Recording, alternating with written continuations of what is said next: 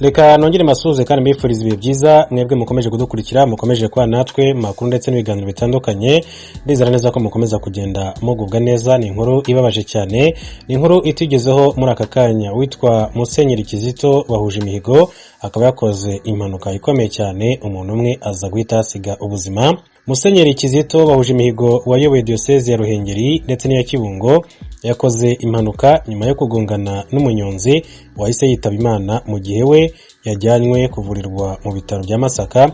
Ni impanuka yabaye ahagana saa 5 z'amanywa kuri wa gatanu tariki ya 4 Gashyantare 2022 ibera mu kagari ka Ruhanga mu murenge wa Rusororo mu karere ka Gasabo mu mujyi wa Kigali.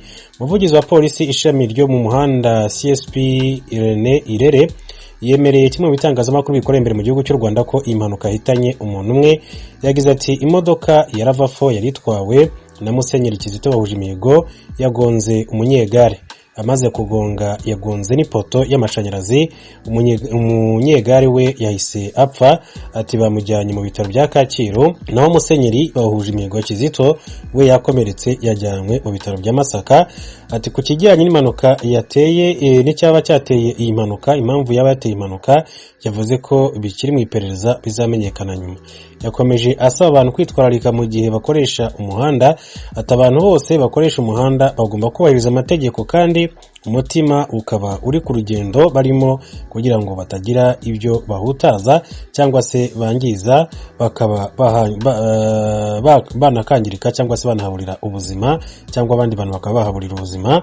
Musenyeri bahuje imihigo rero Kizito akaba yaravukiye muri Rwamagana tariki ya 5 Ukuboza mwaka wa 1954.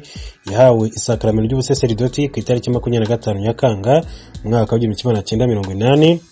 Musenyeri Kizito kandi yabaye umushumba diocese gatolika ya Ruhengeri mu gihe cy'ibibazo bikomeye cyane byaturukaga ku ntambara y'abacengezi, impunzi n'ibindi. Ku itariki 21 Ukwakira mwaka wa 1997 kugeza ku itariki 28 Kanama 2007 yavuye agiye kuyobora diocese gatolika ya Kibungo. Kuva icyo gihe kugeza ku itariki 29 Mutarama 10 kuri ubu rero Musenyeri Kizito bahuje imihigo akaba akorera ubutumwa bwe muri diocese gatolika ya Byumba uko byagiye bitangazwa. Mu yandi makuru, Kabuga Felicien yongeye kuburana umuhezo kubera ikibazo cy'ubuzima.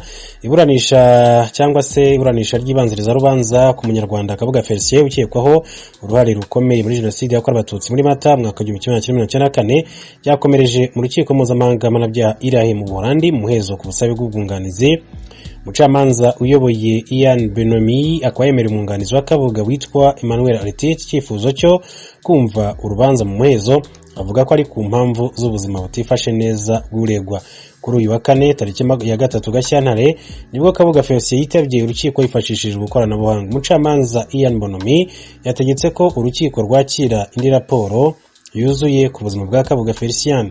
Uko BBC ibitangaza mu buryo butunguranye igihe iburanisha ryatangiraga, Kabuga yasabye ko umwunganira yahindurwa. Kuva ku itariki 26 Ukwakira Kabuga ari mu maboko y'urugereko rwashyiriweho kurangiza imanza zasizwe n'urukiko rwa Arusha IRMCT ishami ryarwo rya Rahe. Yafatiwe mu Bufaransa muri Gicurasi 2020. Mu iburanisha ry'urukiko mu Gushyingo 2020 Kabuga yahakanye icyaha aheruka kwitaba urukiko ku itariki ya 6 Ukwakira 2021.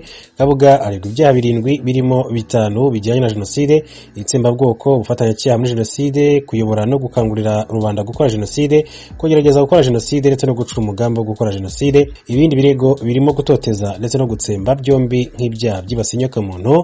Kabuga w'imyaka 87 azwiho kuba umuterankunga mukuru wa jenoside yakorewe abatutsi, akaba ari umucuruzi ukize kandi akaba umunyamuryango w'ibanze mu cyitwaga Akazu, agatsiko k'abantu bake bavugaga rikijyana mu butegetsi bwateguye jenoside yakorewe abatutsi.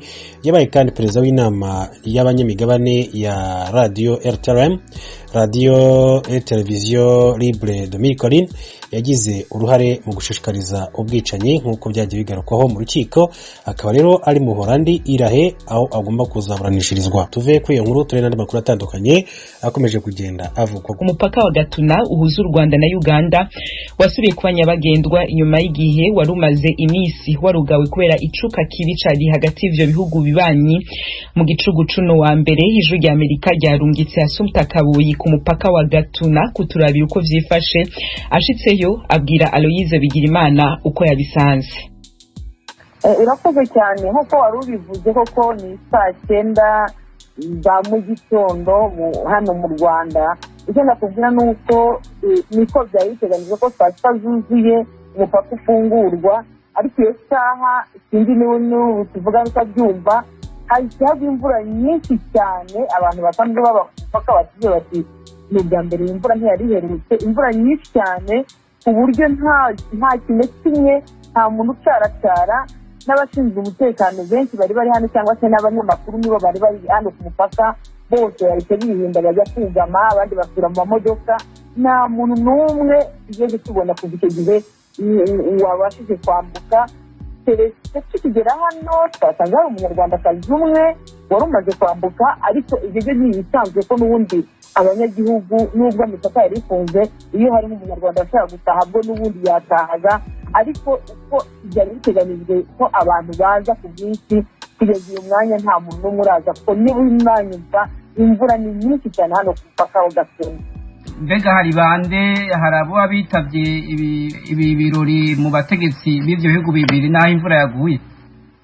kugeza ubu ngubu nk'uko abategetsi bo mu Rwanda babivugaga ko nta birori bizaba byo gufungura, keretse gusa kuba umupaka wafunguka abantu bakinjira cyangwa abandi bakinjira mu Rwanda abandi bakagenda i Bugande, keretse nihagira abaza kubyitabira mu gitondo nyine cyo kuri uyu wa mbere. ariko muri yavuga ko ari nijoro nta muntu wari uhari, yaba abaturage baho hafi, nta muturage urumva saa 6 z'ijoro saa 8 nta muturage wari urimo gucaracara. Ego me Assumpta, woba wamenye nimba iyindi mipaka nyabagendwa nk'umupaka w'Ikagitumba hamwe na Cyanika nayo ubifunguye? Oya, makuru namenye yo nuko iyo mipaka yo itarafungurwa, n'uyu wari ugiye kuba ntangiriro, ariko iyo yindi yo ntabwo irafungurwa. Kogwa leta y'u Rwanda bitekanije kubikora mu ijoro buca, niki cyatumye itabikora mu gitondo izuba riva igatekanya gufungura umupaka mu gicugu? Nta muyobozi n'umwe wigeze atangaza icyo kintu, gusa icyo hari cyo gutekereza yewe nuko bashatse gutangirana n'itariki ya 31 bagatangirana nyine n'iyo saha ya saa 6 z'ijoro, ariko ubundi kugeza ubu nta muyobozi wigeze avuga ngo twahisemo uyu munsi. gusa n'ubundi nta n'umutegetsi wari uhari, nta muyobozi wari uhari ngo aze kuvuga ngo ndabifunguye ku mugaragaro. byari uko guteka ya saa 6 abantu bakaba bakwinjira abandi bakaba bagenda, ariko nta bikorwa byo gufungura ku mugaragaro byari biteganyijwe. Urakoze Assumpta, nihagira ikindi kiboneka uratubwira mu makuru y'ibiganiro bitaha. Urakoze, turagushimiye. Urakoze cyane Loise. icyo mbona cyo nuko mu gitondo mu kanya mu masaha ari imbere hamaze gucya ibikorwa bye biza gutangira, ni amahirwe n'aba imvura ikagabanuka. Ijwi ry'Amerika, Washington DC mu Kirundi no mu Kinyarwanda. Uburundi burahakana ko atabasirikare babwo bari kurwanira mu burasirazuba bwa Repubulika Demokarasi ya Kongo. Uburundi bwisiguye inyuma yaho amashirahamwe yigenga akorera muri ako gace avugiye ko ahangayikishijwe n'abasirikare b'abarundi bateje umutekano muke mu burasirazuba bwa Kongo muri no misi. Pierre Claver niyo nkuru adufitiye inkuru ikurikira. Igisirikare cy'u Burundi kivuga ko atagikorwa na kimwe gifise mu buseruko bwa Repubulika ya Demokarasi ya Kongo, gutyo ko atansiguro nimwe ihari yotuma abasirikare b'abarundi bajayo. Umushikiranganje wo kwivuna abansi mu Burundi Tribert Mutabazi yabwiye abamenyesha makuru ko ayo makuru atarayukuri. Ibyo tumaze tuzuba ku mbuga ngurukanabumenyi cyane ku yandi maradiyo atandukanye akorera yo makungu. Icyo twumvise nuko abasirikare cy'u Burundi hariho uko igisirikare gitunganijwe n'ibikorwa kijamo. Igisirikare cy'u Burundi rero ntabwo kiri muri Repubulika Iharanira Intwaro Rusange ya Kongo, kuko igihugu cya Kongo urabizi ko dusanzwe dufitaniye umubano mwiza, kandi ngaha ntibaza yuko abasirikare